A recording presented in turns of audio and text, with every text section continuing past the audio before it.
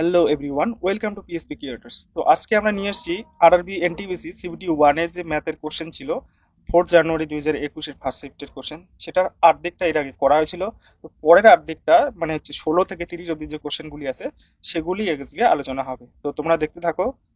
দেখো, প্রথম কোশ্চেন কি বলছে, ত্রিভুজ পি কিউ আর এবং ত্রিভুজ এক্স ওয়াই জেড দুটি অনুরূপ ত্রিভুজের পরিসীমা যথাক্রমে 48 ও 24 সেমি।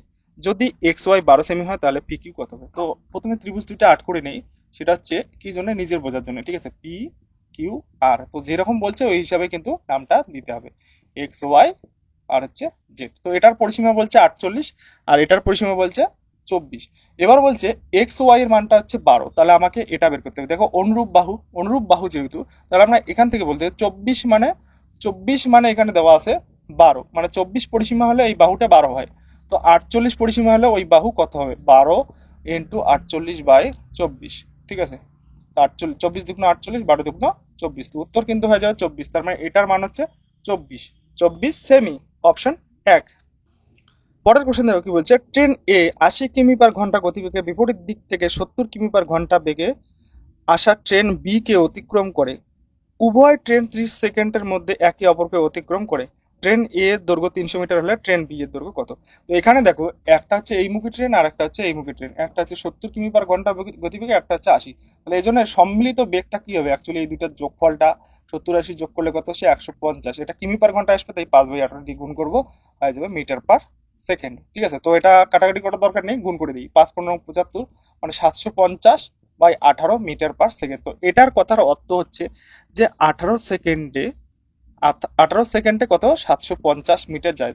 এখানে প্রশ্নে বলা আছে যে 30 সেকেন্ডে তারা পরস্পরকে অতিক্রম করে, তাহলে 30 সেকেন্ডে কত দূর যাবে? 30 সেকেন্ডে যাবে 750 ইন্টু 30/18, এটাকে 6 দিয়ে কাটলে এটা হচ্ছে 5, এটা হচ্ছে 3, 3 দিয়ে এটা কাটলে 250। তো 250 আর 5 গুণ করলে কত হচ্ছে? 5 12 5 25 125, তারপর একটা শূন্য। এবার বলা আছে একটি ট্রেনের দৈর্ঘ্য দেওয়া আছে 300, তাহলে অপরটা কি হবে? এটা থেকে বিয়োগ করে দেবো। 0 5 9, তাহলে 950 হচ্ছে অপর ট্রেনের দৈর্ঘ্য, 950 মিটার, অপশন 2।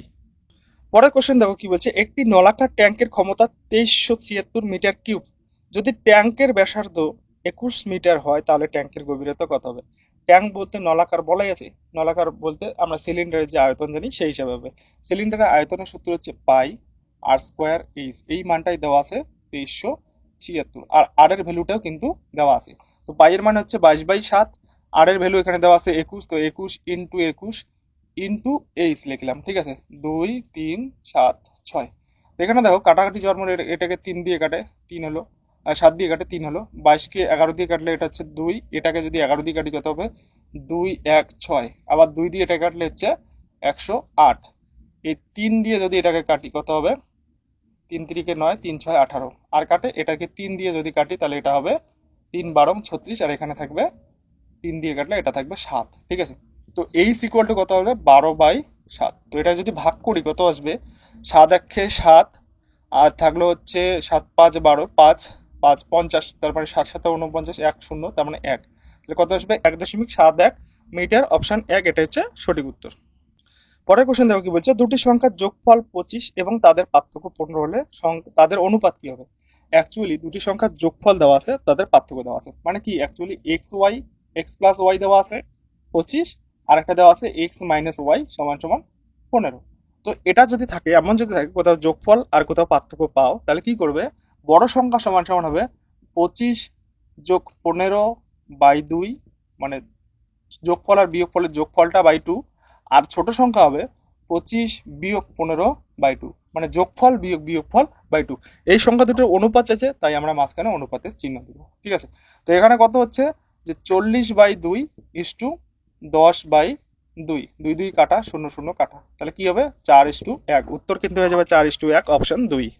পরের কোশ্চেন দেখো কি বলছে, যদি x plus one by x equal to 9 হয় তাহলে x square plus one by x square এর মান কত হবে? দেখো, এর আগে যে সেটটা ছিল, মানে এর হাফ সেটটা ছিল, সেটাতেও কিন্তু এই কোশ্চেনটা করা হয়েছিল। তো একই সূত্র আমি ওখানেও লেখাই দিয়েছিলাম। তো যাই হোক, এখানে আরেকবার লেখাচ্ছি। কি হবে? যে x plus one by x equal to n হলে, ঠিক আছে, তাহলে কি হয়?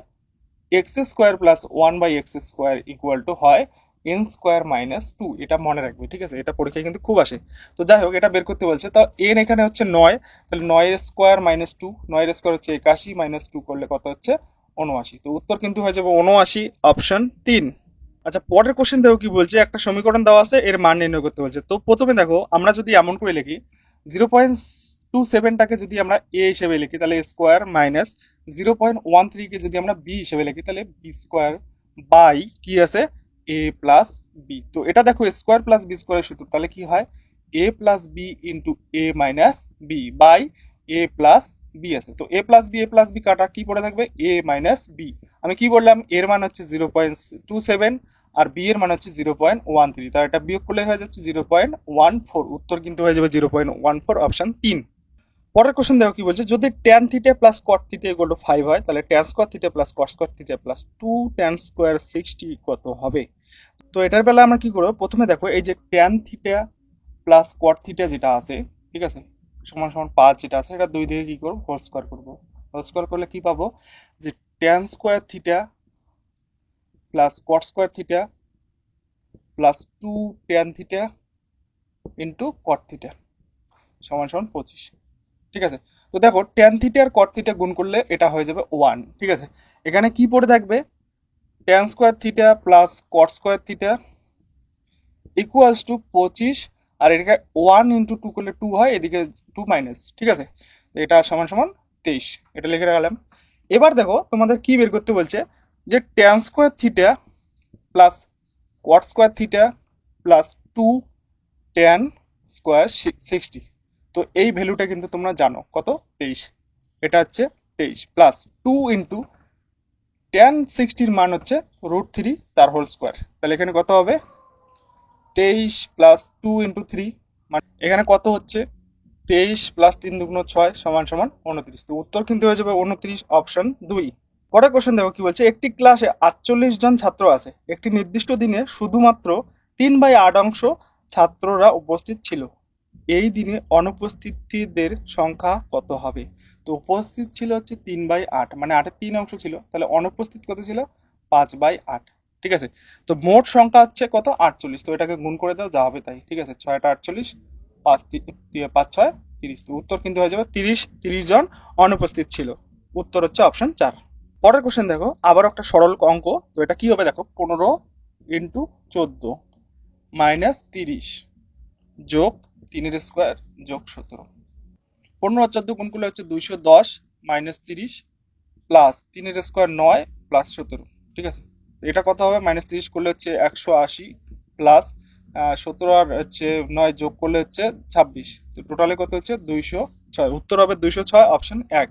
পরের কোশ্চেন দেখো কি বলছে, খুঁটির পাদদেশ থেকে 20 মিটার দূরে একটি বিন্দু থেকে একটি খুঁটির উন্নতি কোণ 45 ডিগ্রি হলে খুঁটির উচ্চতা নির্ণয় করুন। তাহলে এখানে একটা খুঁটি আছে এ বি, ঠিক আছে, এর পাদদেশ থেকে কিছু দূরে, মানে কত দূরে বলছে 20 মিটার দূরে, সি বিন্দুতে উন্নতি কোণ হচ্ছে 45 ডিগ্রি, ঠিক আছে।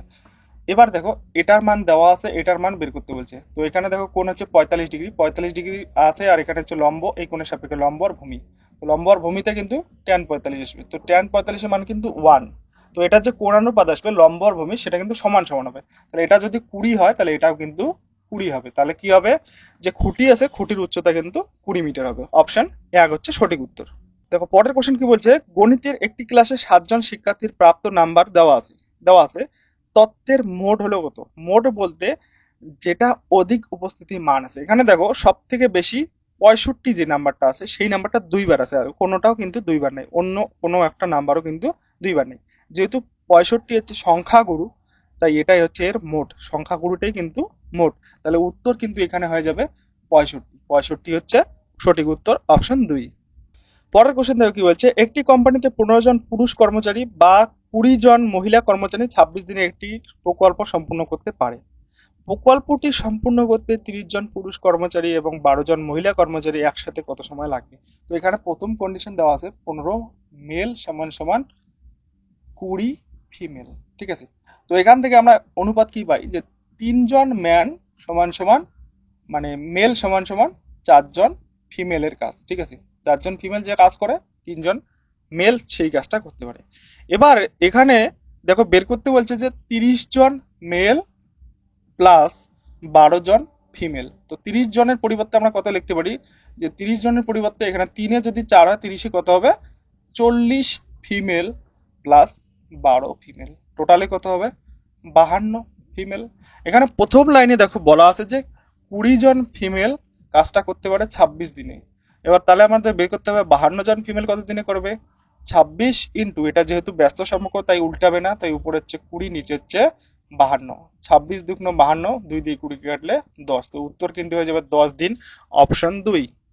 পরের কোশ্চেন দেখো কি বলছে, দুটি সংখ্যার যোগফল 16 এবং তাদের গুণফল 63 হলে তাদের অনন্যকের যোগফল কি হবে। তো আমরা যদি এক্স ওয়াই ধরি তাহলে একটা হচ্ছে এক্স আর একটা হচ্ছে ওয়াই, তাদের যোগফল কত 16। আরেকটা বলা আছে কি তাদের গুণফল মানে এক্স ইন্টু ওয়াই সমান সমান 63। তো এখানে আমাদের বের করতে বলছে যে অনন্যকের যোগফল, তাহলে 1/x প্লাস 1/y এটার মান বের করতে বলছে। তো লসাগু যদি করি তাহলে কি পাবো, এক্স ওয়াই আর উপরে পাবো হচ্ছে ওয়াই প্লাস এক্স, তার মানে এটাই এক্স প্লাস ওয়াই। তো এক্স প্লাস ওয়াই এর মানে হচ্ছে 16, ওয়াই ইন্টু এক্স এর মানে হচ্ছে 63। তো উত্তর কিন্তু হয়ে যাবে 16/63, অপশন 4। পরের কোশ্চেন দেখো আবারও একটা সরলীকরণ, এখানে কি দেওয়া আছে যে 250 এর 27%। তো 250 এর বলতে একবারে গুণ দিলাম 27/100 মাইনাস 1000 এর 0.02%, ঠিক আছে। এবার এটাকে ক্যালকুলেশন করতে হবে, শূন্য শূন্য কাটা, এটা দিয়ে এটাকে যদি কাটি 2, এখানে পাবো 5, ঠিক আছে। এবার এটা যদি গুণ করি কত হবে, 5 × 27 কত হচ্ছে, 5 × 7 = 35, আর হচ্ছে 5 × 2 = 10, আর হচ্ছে 13/2 মাইনাস, এখানে দেখো এই দুইটার জন্য আবার নিচে দুইটা শূন্য আসবে, দুইটা শূন্য কাটা, এই একটা শূন্য শূন্য কাটা, তাহলে এখানে কত থাকবে, 0.2 থাকবে শুধু, ঠিক আছে। এটা যদি হাফ করি কত হবে, যে 67.5 বিয়োগ 0.2 সমান সমান 67.2 বাদ গেলে 3, 67.3, অপশন হচ্ছে 3, 67.30, ঠিক আছে।